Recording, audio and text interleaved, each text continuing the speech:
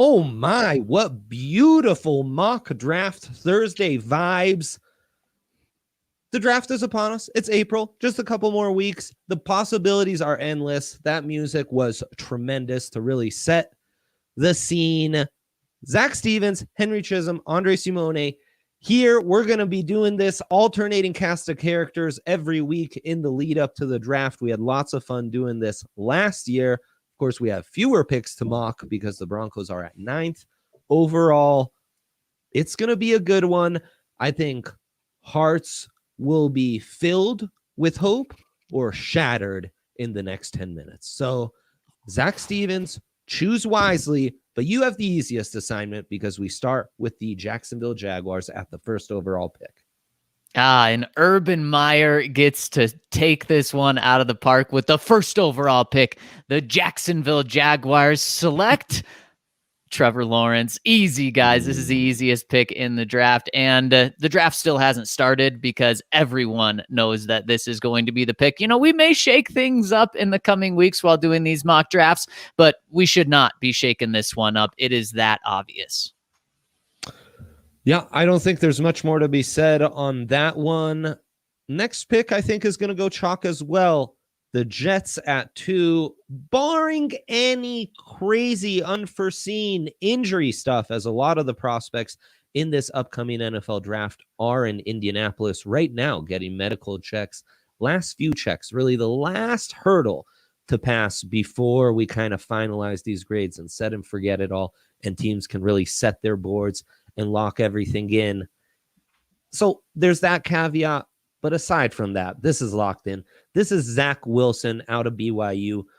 Really no prospect benefiting more from this new generation of quarterbacks, the Patrick Mahomes, the Josh Allens, the guys who can be running right and then midair, jump in the air, and just through hips and torque generate so much power on arm strength.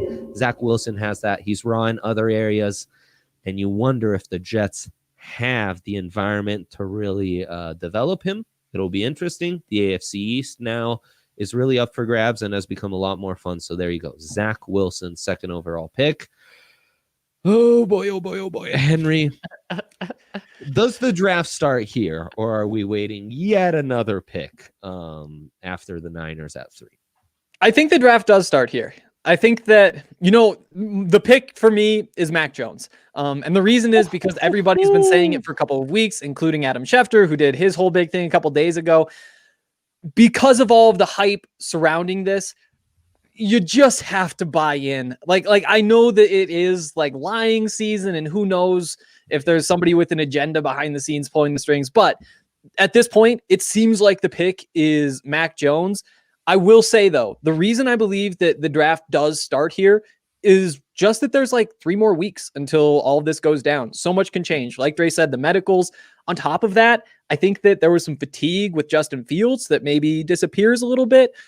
We'll see. But for now, I do think the pick is Mac Jones. Yeah, I absolutely love it. And, you know, just like you said, you can't ignore everything that we're hearing. A month ago, this would have seemed like blasphemy. I mean, you would have been the craziest person in the world saying just a month ago saying that Mac Jones was, I mean, even crazy saying that Mac Jones was going to fall to 10. Oh, we got the sunglasses on from Dre. I love it. You put your glasses on and took them off. I'm ready to make my point and take them off. You set me up, dude. But Hank, you're absolutely right. Adam Schefter comes out and says kind of without a doubt, oh, the pick is going to be Mac Jones. I'm not disagreeing with Shefty. And not just Schefter. I mean, Mac Jones was the pick for Peter King in a column, two weeks ago now. Mm-hmm. You hear it from the guys who are the most dialed in on the national scene on the NFL draft: Daniel Jeremiah, Mel Kiper, Todd McShay. There's really a consensus, guys like Peter Schrager who are super dialed in. Mac Jones seems to be the pick. Now, I think Henry's right that it's not like Zach Wilson, certainly not like Trevor Lawrence, where those picks are locked in, because the Niners have no reason to lie right now because the draft starts with them at 3. And I think it's noteworthy that Shanahan and other people in the Niners front office are still going to attend more of these pro days in the upcoming days. So I think they're still making sure that they've got all the information they need. That's why the draft starts here. But I think at this point, it would be a humongous upset for Mac Jones to not go 3rd overall. And this is going to be a pick that Kyle Shanahan's going to have to live with for the rest of his life. We criticized the Bears for taking Trubisky over Mahomes and Deshaun Watson. No one ever mentions that the 49ers, with a ton of draft capital, took Solomon Thomas, a humongous bust, over both Watson and Mahomes. And now, once again, Kyle Shanahan's going to pass on some pretty incredible athletes at the quarterback position in Trey Lance and Justin Fields, opting for Mac Jones. This is one he's going to, he's saddling his legacy to this pick. Yeah. It's a huge bet to be making. Guys, this is his job right here. His job is on the line. Kyle Shanahan, even though it seems like he's this great coach, he has one winning season. Now, they did make it to the Super Bowl, but they did not win that Super Bowl. So he does not get that Super Bowl ring extra 5-10 years as a coach. Now, he does still have many years left on his contract, but if this pick doesn't work out, then you're probably not talking about a winning season until they move on from Kyle Shanahan potentially. He will get, 3 more years for sure. But man, that would just be nuts. This Kyle Shanahan that everyone wants, if this pick doesn't work out, see ya, Kyle. You want another offensive coordinator job somewhere? That would be wild. And we have Mick Gen X in the comments saying Mortensen just said on NFL radio that the Niners picking Jones is likely. So like you guys are saying, everyone is saying it. Absolutely. So that means the draft really, Zach, starts here with you as we're going, well, maybe from your vantage point, it's clockwise. For mine, it's counterclockwise. Zach, 4th pick, Atlanta Falcons. Well, this is when the trade was made a couple of weeks ago and San Francisco jumped to 3, Atlanta said, shoot, they're taking our guy at quarterback. We're going to have to go with Kyle Pitts. And that's great. We like Kyle Pitts, but no. The San Francisco 49ers shook this a different direction with the 4th overall pick. The Atlanta Falcons select Trey Lance. 4 quarterbacks in the top 4 picks. And a report came out earlier this week saying that the GM and head coach out there in Atlanta disagreed on which way to go with this. The head coach wanted to go with an offensive weapon, and the GM, Terry Fontenot, who we know well here in Broncos country, wanted to go Trey Lance. The GM gets what he wants here. The GM gets Trey Lance. And guys, this is a great scenario for Trey Lance for the Falcons because Trey Lance is a guy that needs a couple years.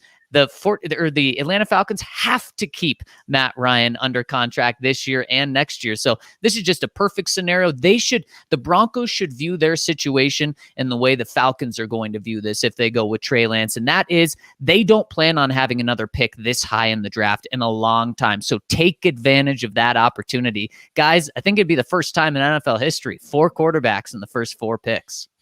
Just crazy, but I think it's right. I'm not sure if it's Lance or Fields. Lance is good of a bet as Fields, in my opinion. But yeah, I do think that this is another quarterback off the board. Just crazy to see 4 of them already. Yeah, I completely agree. It seems like Lance is the preference for most of the NFL. And I think regardless of if it's Atlanta making this pick, I think this is the order the quarterbacks will be selected. 1, 2, 3, 4, like that. And it'll be these 4 that we've just mentioned, which means once again, 3 picks in a row. The draft starts here. No, I'm joking. 4 is going to be one exciting 10 minutes for us of seeing if Atlanta keeps that pick. Can anyone jump up? What's going to happen? You think Carolina maybe took Darnold because they knew they couldn't move up to get that Falcons pick and trade in the division. So lots to unpack. Cincinnati's a fun one. I think you're undecided between two non-quarterbacks, Jamar Chase, the stud wide receiver who with their quarterback Joe Burrow in the historic season for LSU in 2019 scored an absurd 20 touchdowns. And of course is a bit of a one-year wonder because he opted out, tested tremendously well at the LSU Pro Day versus a true stud at the left tackle position in Penei Sewell, a guy who started since he was 18 at Oregon and only been penalized once, basically never allowed a pressure. His only knock is going to be that his arms are a little short. Both have opted out. Sewell was the pick forever. There's been a little pushback on Chase. I think we're back onto Sewell. That's where I'm going. I think there's enough depth at wide receiver to where you need to prioritize the top left tackle in a class where there's a ton of good offensive linemen, but how many true offensive tackles is a real question. So I'm going with Penei Sewell. Wow, to me, this is a surprising move right here. Now, you get a great player. What I've said for the past years, Penei Sewell has been a top 5 pick in this draft for over a year now. So you get yourself a great player. He's falling just because of what the quarterbacks are doing and what's crazy. So this is a great pick, Andre. But I'm just a little surprised that you don't bite on the fact of getting Kyle Pitts or get hooking up Joe Burrow with his guy Jamar Chase here. But I guess you got to protect him. I get it. I think that's the sound meat and potatoes take care of business pick, but you're right. There are sexier options. I also want to add this about that 5th pick. We're going to talk a lot about potential trades at 4, at 7, at 8, 5. The Bengals, that's not in their DNA, trading picks. They stay where they're at. So yeah, there's fun debate to be had on who the pick will be, but I really think this is one of the few in this range that's staying put in Cincinnati. Hank, you're up next. Dolphins moving down and then back up to get in this pick. Nice scenario for Miami here at 6 with how things have unfolded for us. It definitely is. I mean, with Tua Tagovailoa, they're not looking for a quarterback. They're happy to see 4 guys off the board. Are they happy to see Penei Sewell off the board? Maybe. But with Kyle Pitts, with Jamar Chase, Jalen Waddle, all those guys still there, very good situation for the Dolphins. Of those guys, I think I'm going to go Kyle Pitts here. I like the idea of getting a young quarterback at tight end. I think that there's enough potential for him to be just a freak talent, somebody who is the best tight end in the league in a couple of years. And while Jamar Chase has all those tools, there's a lot to like about Devontae Smith, about Jalen Waddle. I think that Kyle Pitts is just such a unique prospect, somebody that we haven't seen maybe ever. And you have to take a chance on a guy like that, a generational talent. Yep, and the Miami Dolphins played their cards perfectly for this because I think this is who they would have drafted at 3. Now they get the same generational, potentially never seen talent, like you said, Henry, and they get an additional first-round pick from doing this. Yeah, this is dream scenario, like you said, Dre. Well, Brian Flores, New England blueprint, doubling up on 2 stud tight ends to kind of match a physical identity on offense that you have on defense. I like it. Again, AFC East might be kind of fun after being super boring and the Patriots dominating forever. Oh boy, Zach, are you a heartbreaker? Who do the new rah-rah gritty Lions? Who's the best ankle biter in this draft at 7 overall? Well, probably when you describe it like that, probably Micah Parsons, but there hasn't been any defensive players taken. They could take the first defensive player. They could go quarterback too, but Jared Goff's contract does not allow for that. So they're going to get Jared Goff a weapon, and they are shocked that all 3 wide receivers are still on the board here, and they're going to go with the top guy on their board, but of course, he's not the top guy on my board. LSU Tiger, Jamar Chase. Haven't seen him play in over a year, but guys. He was pretty good when he played. And so they get the best wide receiver in an incredible receiver class. I should say the top wide receiver and an incredible receiver class right here. They are thrilled with the pick. A little surprised. It was a little hard not going quarterback with Justin Fields falling. If it was Trey Lance, they would have bit, because they're in the exact same situation that the Atlanta Falcons are in, where they don't need a guy right now. They want more of a developmental guy. Guys, they're not moving on from Jared Goff this year. He would cost $40 million in dead money this year. Next year, they don't save a dime. I think they save $1 million if they move on from him after next year. So it just doesn't make sense. They're going wide receiver. Well, and you could do a lot worse than helping your $40 million quarterback than getting a guy who had 20 touchdowns, a real weapon, start to finish, and top of the route, bottom of the route. This guy's an animal. Okay, so and super quick before we move on, if the draft unfolds this way, guys, the Broncos better be on the phone with this pick at number 7 right here. I mean, they have better been on the phone at 4, but if Atlanta's going to go quarterback, I could see them not picking up the phone. They better be on the phone at 5, but Cincinnati isn't going to pick up the phone, just like you said, Dre. 6, Dolphins, it's the dream scenario. They're not going to pick up the phone. Yeah. So right here is when you make your move, because I think at 7, I think the Patriots could make a jump from 15 to 7. I don't think the Patriots can make a jump from 15 to 4, but I think they can go 15 to 7. Mm-hmm. You can't let that happen if this quarterback in Justin Fields is still on the board. So, and I think the Detroit Lions could trade back, because they could say, look, we're going to get one of these receivers at 9 anyway. Yep. Mm-hmm. Absolutely. And I mean, same goes with this next pick at 8 for Carolina. I think after the Sam Darnold trade, Carolina told you 2 things. One, we're out of the Justin Fields sweepstakes, because that seemed like the only plausible quarterback to drop. And I think once they realized that, they moved in another direction. And the other one is this pick is very much open for business, because if you're not interested in one of the quarterbacks and you're pretty stacked at wide receiver, which Carolina is, well, I don't think there's a super premium on this 8th pick for you as the Carolina Panthers. So this one is absolutely another selection that is open for business in a big way. And, we've seen that before. Teams just swapping, moving just one spot. The old Trubisky Niners 2-3 swap. This would be less costly, an 8 and 9. That could be worked out nicely. But I do think there will be teams like the Broncos trying to move up, teams like the Patriots, obviously the Bears, and what have you. But don't underestimate, there's some NFC East teams jostling for position at 11 and 12 who want one of these Alabama wide receivers, So there's going to be a big market for Carolina at 8. We're not doing trades in this one. We can get fun and get crazy with that. I'm really undecided between 2 guys, Rashawn Slater and Patrick Surtain, and just the Matt Rule system. I think they're going to go Slater. I think they're going to try and build that offense up. And again, I think there's a bit more of a premium on the true tackles in this class with how the O-line went. So, Henry, you dodged the bullet.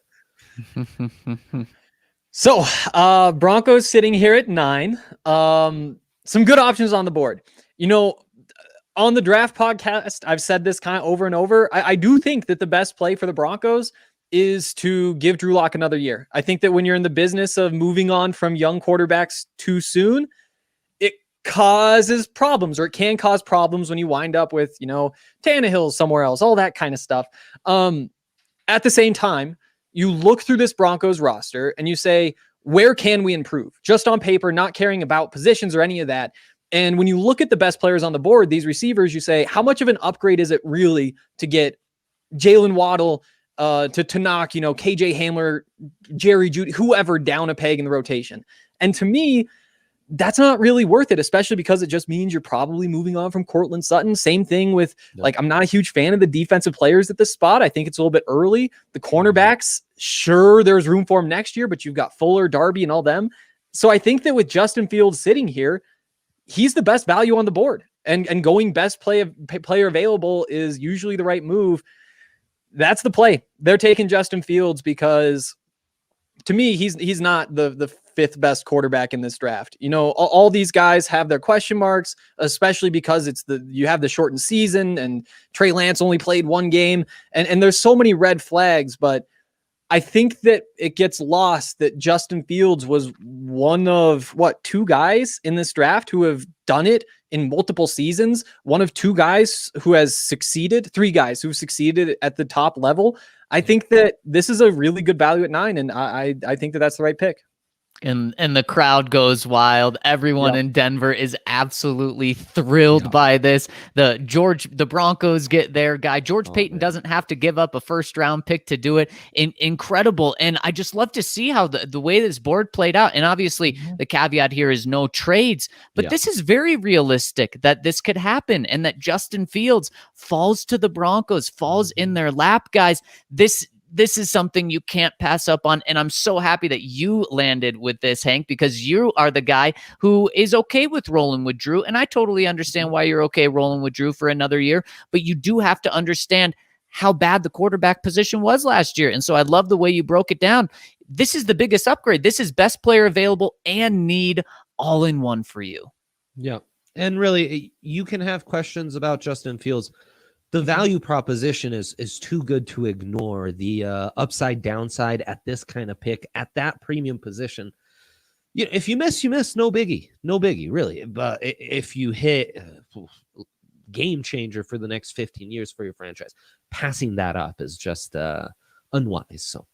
Yeah, if you miss on trading up to 4, or like we talked about, trade the 49ers trading up to 3, that's Kyle Shanahan. He's done as a head coach right there. John Lynch is done as well. If you miss on a quarterback at 9 and you didn't have to give anything up to get him, well, George Payton has a 6-year contract. He drafts another quarterback in 2 years with a first-round pick. No big deal. Yeah, I really do think that this is. I mean, it's just such an obvious situation where you have a quarterback who's been in the college football playoff over and over again. I mean, he's thrown 5 picks in the last 2 seasons, something like that. And sure, there are plenty of problems when you look at the particulars and what he's done. But really, I mean, to me, you could make a case very easily that he is the second best quarterback in this draft. And the fact that he's there at 9, you just got to pull the trigger. And what's wild about the way this unfolded, guys, is Mick Gen X points out no defensive players picked in the first 9 picks. First one could even be on the board at 11. It's just wild. It's that kind of draft. That's a crazy one for sure. Well, dream scenario pans out. Hearts full of hope at the end of this one. We will be back next week with another DNVR mock. Stay tuned for plenty more draft content coming from now until and beyond the draft. Thank you for tuning in. Thank you, Zach. Thank you, Hank. Bye, guys.